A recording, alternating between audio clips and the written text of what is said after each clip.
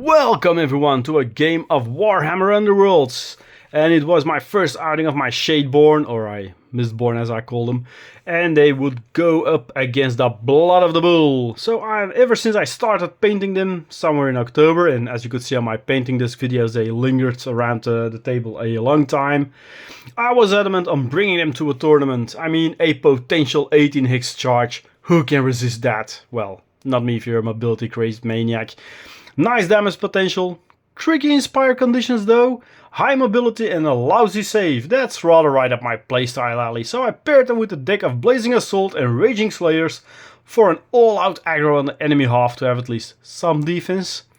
Though the used deck still had two objectives, I'm in doubt about to retain, switch out or drop one from, as 20 glory on 13 cards might be too steep with the not so easy scoring endgame cards in there.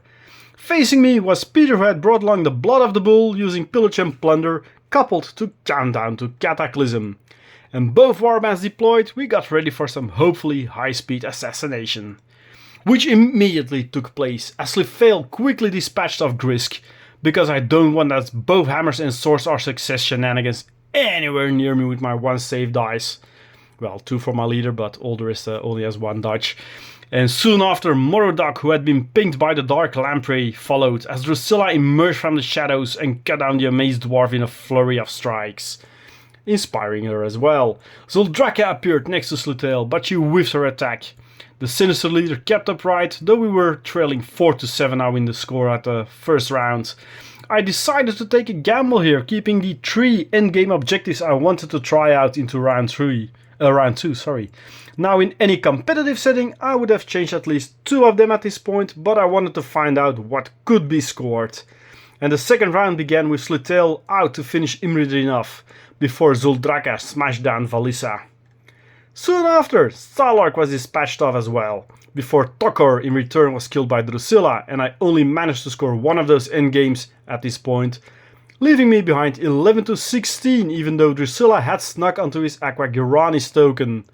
And so we began the final round with a very fast Zuldraka, she moved 8 by that moment, dispatching of Drusilla, and surviving thanks to Standfast, a lethal attack from Slifale. From then on it became a game of cat and mouse, with the Blood of the Bull firmly in the lead. But Peter had not taken note that I hadn't played a sidestep yet this game. I had it in hand from my opening. And while he thought he was safe, Slitael stepped one square closer, killed Zuldraka, and as a result scored both overwhelming presence as well as annihilation, swinging the score at that very final moment to a 2019 victory. That was a 9 glory sidestep. Yeehaw! Yes, the deck sort of worked, as I would probably switched out those last 2 at the end round 1 for lower but easier scoreable cards.